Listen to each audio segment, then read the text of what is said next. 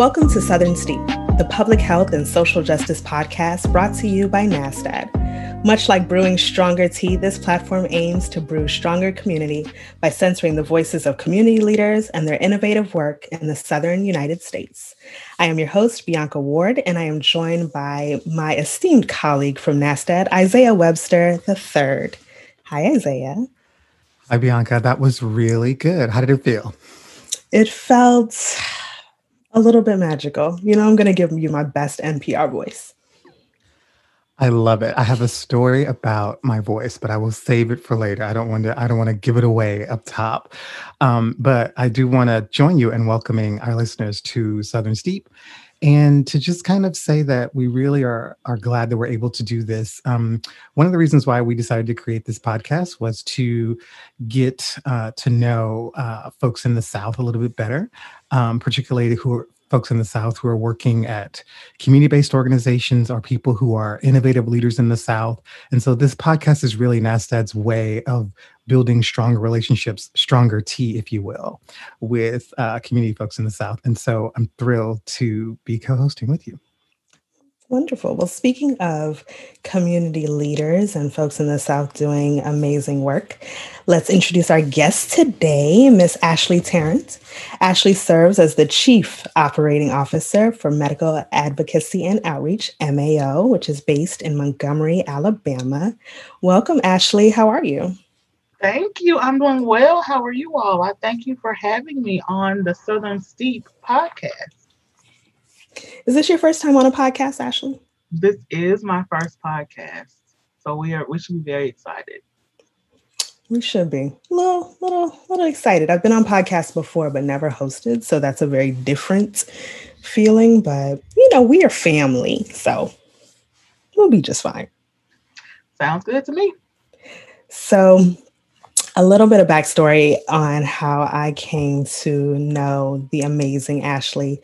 So picture it, UCLA, summer 2017. I was part of the Johnson & Johnson Healthcare Executive Program, and that's where I first met Ashley. She was also a part of the same program, and we were in the same kind of what would you call it, Ashley? Like working group? The same work group pod. That's what we call it, our work group pod. Yes. And I just remember Ashley being just charming and delightful and giving her pink and green, AKA big fan magic, every time she came into the room, just exuding all that was wonderful and Southern and excellence. And since then, I have just been in awe of the amazing work that she continues to do and has done, and able to see it on a variety of platforms. So I am really excited to be talking to Ashley today to just kind of dive a little bit deeper into what makes her a professional superhero, because literally she is that. Ashley, tell us a little bit about yourself and how you got into the work that you're in now. I feel so special about my superhero title. I'm going to get a cape and it's going to say that on the back. So be on the lookout for it. Please do. Add it to your resume. Professional superhero is a thing.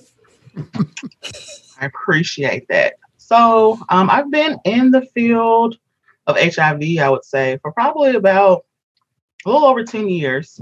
So my start came and interest came from actually when I was in grad school.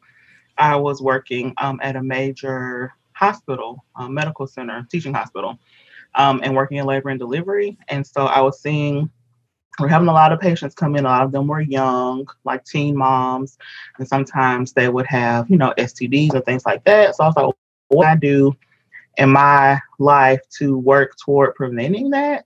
And then the UAB School of Public Health, where I was enrolled, also had classes on a class on HIV and AIDS. So I took the class, kind of fell in love, and then also took the Field Studies in Jamaica course, which was a course in the summer where there was some in-class learning, and then we actually went to Jamaica, to the University of West Indies in Kingston, for like a 2-week on-site class with students from the University of West Indies and then also from San Diego State University. And with that class, you had to pick between vector control, water and sanitation, or HIV. And so, of course, I chose the HIV part. And so we got some real kind of hands on the ground experience working in HIV with the Ministry of Health. And so it just stuck. And so when I came back to the United States, I graduated the semester I came back, and then went on the job hunt. And MAO came around probably almost like 8 months later. So it was deep into the job hunt. But MAO came about, and I saw an opportunity, and I was like, this sounds really great to be a program administrator. I didn't know what that really meant, but I was like, I think I can do it. And so here we are 10 years later, and Chief Operations Officer. So that's how we got to where we are. What were those 3 options again? You said it was sanitation control, HIV, and what was the other one? Vector control, so mosquitoes. So vector control, water and sanitation, or HIV. Oh my goodness, what choices. I know, and it was very interesting. We all did a little bit of the water and sanitation just as part of the class of kind of going to where we went to like a water treatment facility, and then we did something else related to vector control. But then you still had to pick one of the 3 areas for like the extended part of the trip. And so I chose HIV, and it was great. We actually got to work with some commercial sex workers. So like it was a very eye-opening experience for a 20, I must have been like 23-year-old Southern girl going out of the country for the first time. Let's see what happens kind of thing. So it was great. I loved it. And I was like, I think this is it. And so it just ended up sticking. And so here I am. So let me first say, I love the fact that when you left the country for the first time, it was to Jamaica, the land of my people. So I can what an eye-opening adventure. I'm sure that was. What did you love most about Jamaica? And have you been back since? So I have been back since. So that was the summer of 2008 was when I went the first time for the class. And so I loved it so much. I did my internship there the fall of 2009. So I went the first time for 2 weeks and the second time for like 4 months. So I loved it. I love the people. I love the food, of course. The second time I went, I was in Ocho Rios, so I was in the country, quote unquote, that's how they say, but also on the beach side, so I could literally wake up every morning and look out my window and see the ocean. And so I missed that a lot. It was a great view. So I loved it. Everything about it. I haven't been back since, so it's been like almost 11 years, but it's still on the list to get back to. It was a great experience. What a dream. Ashley, we wanted to talk a little bit about your role as COO at MAO, specifically just a little bit about what your kind of day-to-day responsibilities are, of course, but also how you see your work in kind of like the broader kind of HIV network in the South, if you will. Okay. Day to day, I do some of the grant management on the admin side for some of our larger grants, our Ron White grants. I still manage those. Of course, also responsible for agency operations. So really under the operations officer title comes the pharmacy, the IT for the agency, physical buildings and properties, compliance, data, and quality. So kind of all those aspects. I don't necessarily do those things on a day-to-day basis, but there are staff in place to work on those aspects, but I do provide the oversight. So sometimes, there are things that come about or decisions that need to be made, or there may be questions about things. So it keeps me busy. There's a lot that goes on.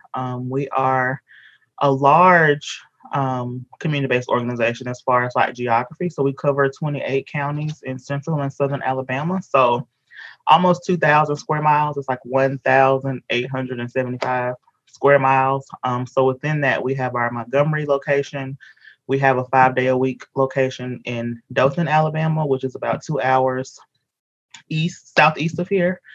We have a location in Atmore, and then we also have a location in Selma. So with all of our buildings and locations, it lends a lot for kind of operating in the space of having so many locations that are so far apart. Because like I said, Dothan is 2 hours from here, Atmore is 2 hours south, and then Selma is an hour west. And then we also have telemedicine clinics outside of our main locations that we utilize space with either health departments or federally qualified health centers. So there's a lot going on at any given time.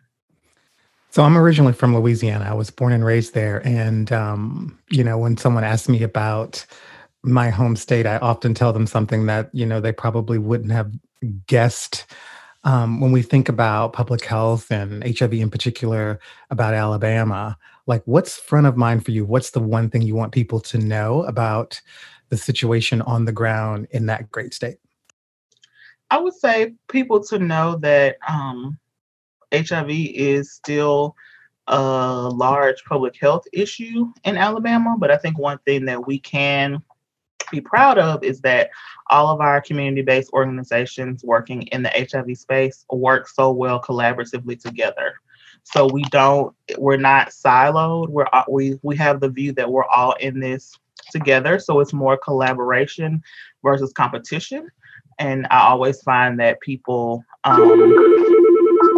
find that differently in our space. So is there somebody calling to offer you some money?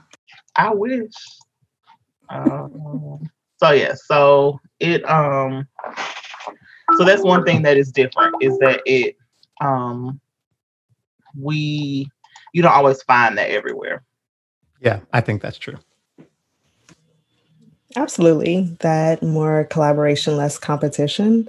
I think especially I worked in CBOs in DC for a long time, and it was always kind of felt like we were competing for the numbers and competing for the funding. And so I always tried to foster an approach of collaboration because at the end of the day, it's the clients that need the service. So if we are, a united front, then the folks that we serve can get the best care. So kudos to you all to taking that lead on that collaboration. And also, we have just been hearing so much great work about the your telehealth and the way you all have really expanded telehealth and telemedicine during this COVID pandemic. How has that been going from you? And in your role, how are you a part of making that happen?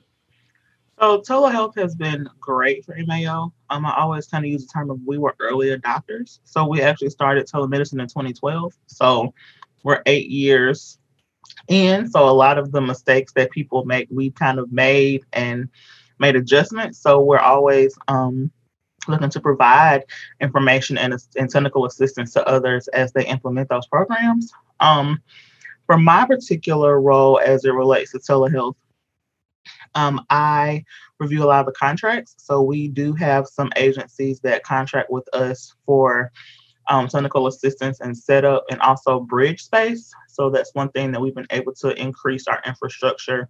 We're smaller organizations that will have to use telemedicine, but don't necessarily have the resources to fully invest in all the aspects that are needed, especially when you get into needing to encrypt the sessions and that kind of thing. We have a telehealth bridge that allows us to connect with different endpoints. And so we actually allow organizations to use or to purchase space on the bridge. So I kind of help to manage those contracts. And then also when we receive inquiries, those things are also, kind of sometimes come through me and are distributed to where they need to go, whether it's our telehealth manager or talking with our CEO about different opportunities that come about. And we also use it for meetings internally. So, getting those scheduled and that kind of thing. So in preparation for our conversation, I was on the website and saw the HOPE program, which really kind of piqued my interest and made me smile in terms of the work that you all are doing with mothers. Tell us a little bit about the HOPE program and how that came to be. So our HOPE program, and HOPE stands for Health, Outreach, Prevention, and Empowerment. And so this program, we actually work with our mothers who are either pregnant or may have young children that are still a part of the infant surveillance program. So at MAO, we are the home, or we, yes, are the home for infant surveillance for infants who were born to mothers who are HIV positive. And so what we have done, we collaborate with the UAB Family Clinic, and they actually provide the medical provider, Dr. Tina Simpson, that comes down to actually see the babies. But what we've been able to do is to create a program where we provide additional support and tracking for those moms and for the babies. They are in the surveillance program until they're confirmed negative at 24 months of age. So we have been able to really garner resources through church groups and other various organizations and donations to really have a full service program. So we have clothing, baby toys, baby items, diapers, wipes, with formula. We've been able to provide a lot of our moms with car seats. So just things that they would need that are hard to come by. And so to really keep them engaged in the program, but also meet the needs that they have as well. And so we've been able to have it too, where, excuse me, the mom can bring in the baby to be seen by the pediatrician, but then the mom can be seen on the same day. So we also lessen the burden of having to travel multiple times to appointments. So like our moms from Dothan can come to Montgomery, which is only 2 hours instead of having to go 5 hours to Birmingham.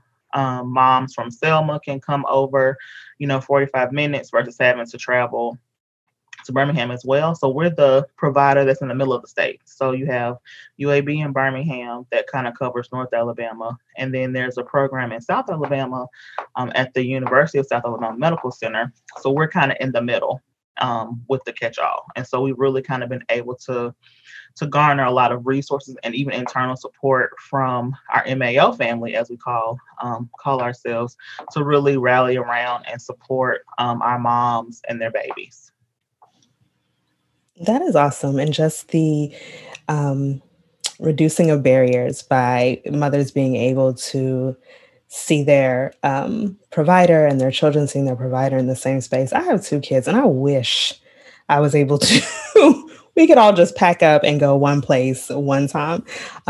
We are not that lucky, but it is great because we know that there are so many barriers and challenges, especially for new moms. So being able to decrease those as much as possible. We know just how much that impacts retention and care. So kudos to you all for meeting that need. So I want to transition a little bit, and this part makes me super excited. So I know, you're doing amazing, professional superhero work during the day at MAO, but I know that you are also a doula. I am obsessed with doulas, by the way. I think it is just doulas, birth workers is so powerful and so needed, especially among Black mothers. I wish I had a doula. I'm not having any more children, so I will just be watching from the sidelines. No meow. But tell me how you got into that. What made you, what made you follow that path?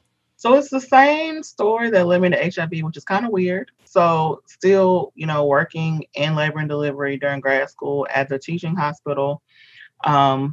And just seeing kind of, I call it the birth bug bit me. So just kind of being in that environment and, really becoming interested in birth and the process and what happens and kind of pregnancy and all those related things.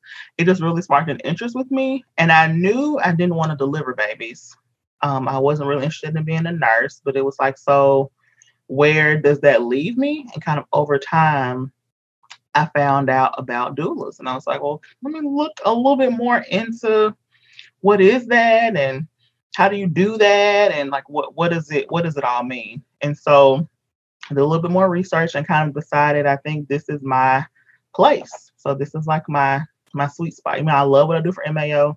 It's great. But I also love being a doula and really being able to provide resources to pregnant women and their families, because I also look at doula care as being holistic, and it's about the mom, of course, who is pregnant and going to bring forth the baby into the world, but it's also about the family, and so how the family almost reacts and how they're able to embrace the baby, because things change. And so I really love the postpartum part of it as well. It's kind of like that family integration with bringing this new life forth, and kind of how everybody finds their place and being a support to the family as well. And so, for folks who are not familiar, what is a doula and how does one become a doula? Or what was your training process like? So a doula is a person who provides support, whether that's physical or emotional support, to women who are pregnant. Will be a birth doula. So providing support during pregnancy, helping to obtain resources, and then being present with the mom during birth, so during the birth process, and providing emotional support, physical support, where that's assistance with positioning, breathing techniques, whatever the mom's comfort measures would be. And then you also have within the birth worker world, the postpartum doula. So the postpartum doula comes in, provides that support after birth. So whether that's support with breastfeeding, there may be emotional support as well. There may be providing light meals for the family, helping with sibling care if their family has other children, and kind of really just helping the family adjust to having this new baby so that they can find their rhythm. Doulas are not medical. We do not provide medical services, but we do provide those emotional supports and physical support services. So Ashley, when we were having a conversation about you coming onto the podcast and Bianca mentioned that she wanted to have this conversation, I have to acknowledge I didn't know what doulas were, and I've done some research on my own. Mm-hmm. I would love to get your thoughts around men who do this. Is it a female-dominated thing? And one of the reasons why I asked that question, I always see commercials on TV for caretakers are for babysitters, and the imagery they use in these commercials always women. You never see any men. And I was wondering if there are male doulas, and I wonder what your thoughts are about it.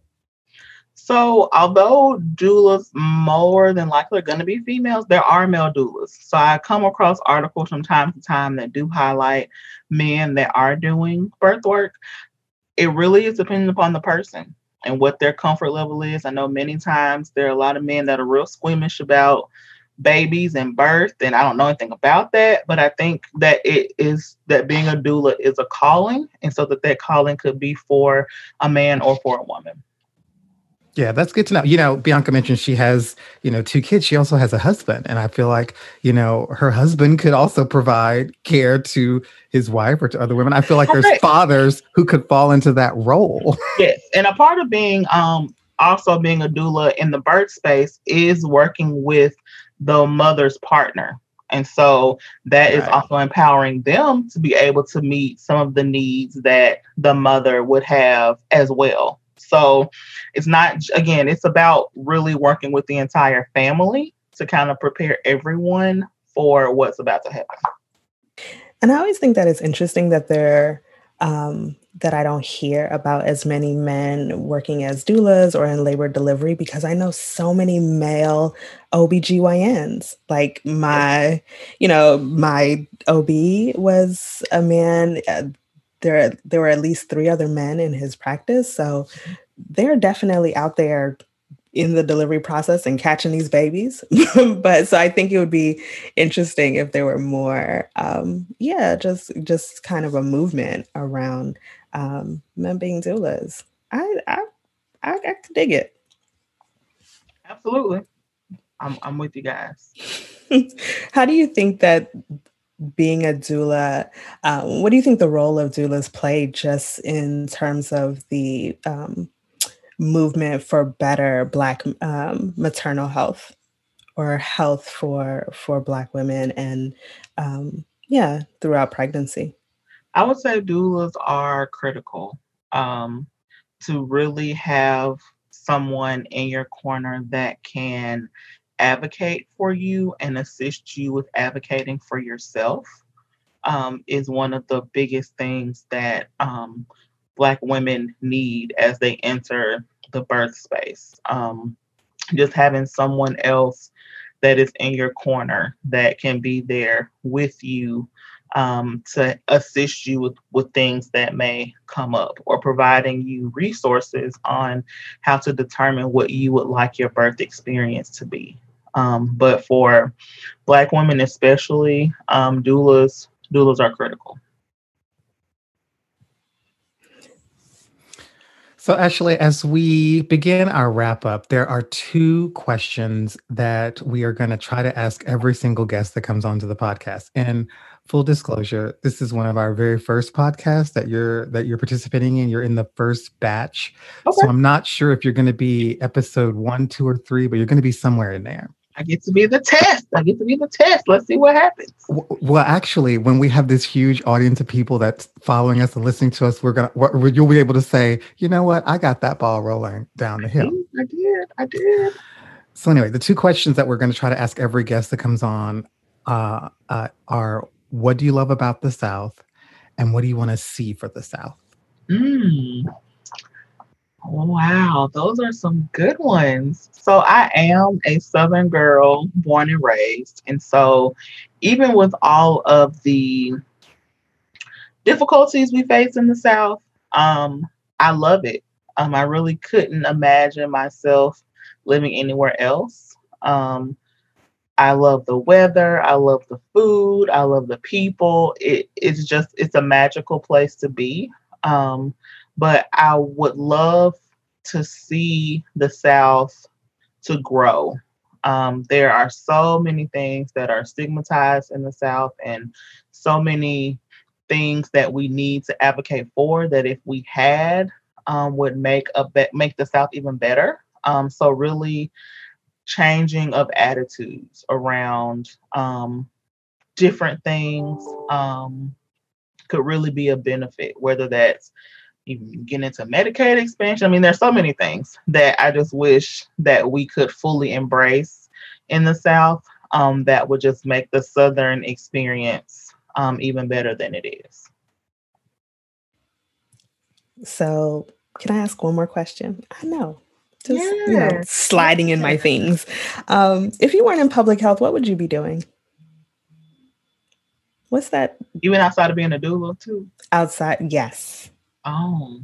Mm-hmm. What did little Ashley want to do when she was a little girl? Ashley wanted to be a doctor. So, I mean, I'm still kind of in the public health realm. And so retired Ashley will be a doula full time when that happens. So I just haven't ever really thought about anything outside of any of those aspects. I just think, for me, I think being a doula fits my personality so well, of, being helpful and, being there to provide assistance to families. And so I really haven't thought of anything outside of those aspects. So I don't know. Maybe just a world traveler, if I just didn't have to,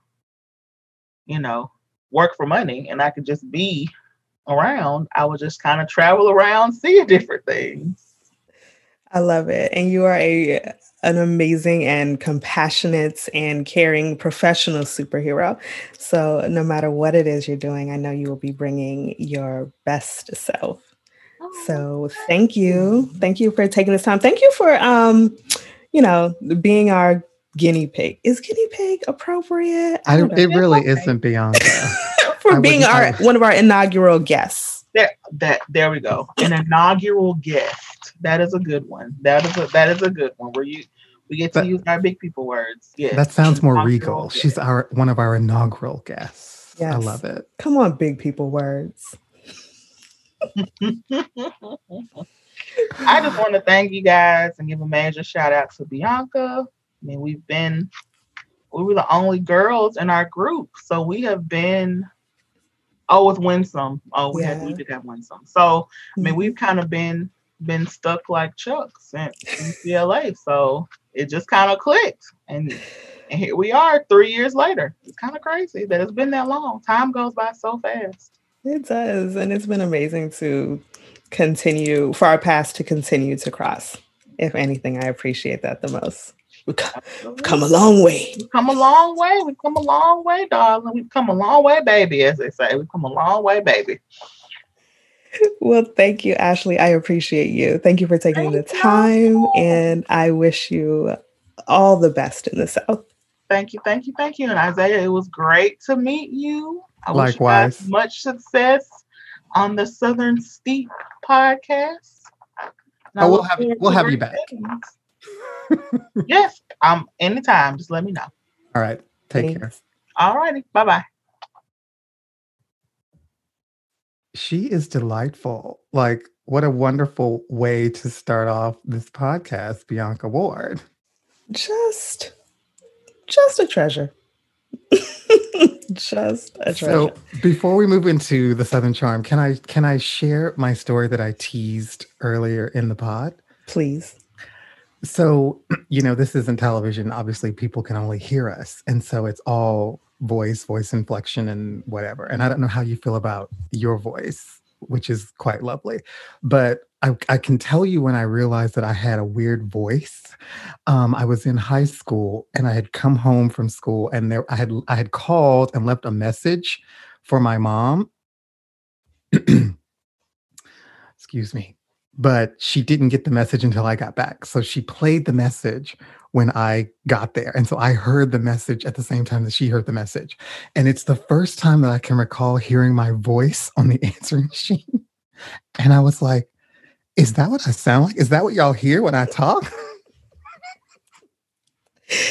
And how did it make you feel? What did you, in terms of, is that what you hear and it's amazing? Or, oof, is that what y'all hear? It was an eye-opening, earth-turning moment because I was like, okay, wow. So like, it's earth-turning. It really was an eye-opener. And I was like, okay, so this is what it is. I'm just going to have to, I have other talents, God gave me many talents. And so I can lean into them. And so I say all that to say, in doing this podcast, I'm really thinking, I'm really channeling a voice that I enjoy and I like hearing and not the one that I heard on that answering machine. So that's really the point of that story. Well, thank goodness for growth and self-awareness. You have time to perfect it, but it really is lovely. You could sound like a chipmunk, no judgment, but you don't. Okay, Southern Charm? Southern Charm. So it's time for a segment we call Southern Charm. Here we're highlighting the work of someone or an organization that is charmingly impacting the South. On this episode, we're highlighting Mama Toto Village, a nonprofit organization located in Washington, D.C., devoted to creating career pathways for women of color in the field of public health and human services, and providing accessible perinatal support services designed to empower women with the necessary tools to make the most informed decisions in their maternity care, their parenting, and their lives. Their services include, but are not limited to, prenatal and labor support, postpartum care services, and lactation support provided by an amazing team of trained and certified community birth workers. Mama Toto also provides a variety of wraparound care to meet the needs of mothers and their families, from mental health support to assistance accessing social services. Not only is Mama Toto serving the community, they're also creating opportunities for people interested in the field of maternal and child health by offering a host of trainings and certifications. Their vision is simply healthy mamas, healthy families, healthy communities. To learn more about the truly phenomenal work and support the mission of Mama Toto Village, visit them online at mamatotovillage.org. That's MAMATOTOVILLAGE.org. They sound amazing, Bianca. They truly are. I think when I first got introduced to Mama Toto, a good friend of mine works there and was a community birth worker. And Mama Toto serves women primarily in Ward 7 and 8 in DC, Black women, and they truly provide a variety of services, not only the, doula in postpartum care, but really their case management, the care for the families. I remember when I was a case manager in DC, one of my clients at the time was pregnant with her first baby. When I started working with her, she'd been homeless and, finally got into some supportive housing. And I had reached out to Mama Toto to provide some postpartum care because she was by herself, first baby.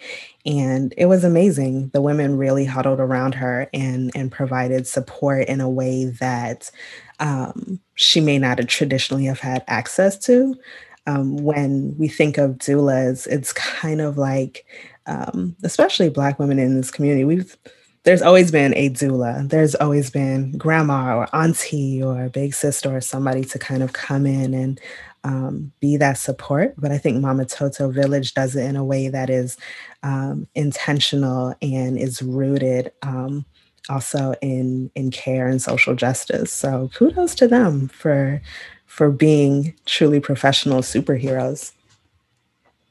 Absolutely. One of the most exciting things about being able to do this podcast and to do it with you is that, there's all of these superheroes around us in the South who are doing incredible work in communities of color. And we get an opportunity to kind of highlight them and talk about them. And, they're doing the work. They've been doing the work for a long time. I mean, Ashley is a perfect example of that, but I don't feel like these leaders in the South really get the recognition and get the kind of the crowns, if you will, that they have earned. And so it is amazing to have a platform that we're devoting specifically to the achievements of community leaders in the South and community-based organizations in the South who are doing such amazing work. It's absolutely the most exciting part about this podcast. For sure. It's great to be able to provide a platform and give folks these, give them their flowers, their jewels, if you will, while they're still here. You say flowers, I say crowns. Okay. Well, okay. Whatever makes you feel good. Give them their things. Give them their things. Well, Bianca, we made it through the first episode together. I thought this was amazing. I kind of want to do another one right now. We don't have any scheduled. This is the last one scheduled today. Okay. Well, it gives me time to breathe and decompress before the next one, but I'm excited. This is fun. Thank you, Isaiah Webster. Shouldn't we be thanking our listeners? Oh, yes. And them. Thank you for the folks that tuned in and gave us their time to listen, to be informed, to hopefully take a gem, a jewel, a crown of their own to continue to do the amazing work that they do. I'm Isaiah Webster. And I'm Bianca Ward. Thanks for listening.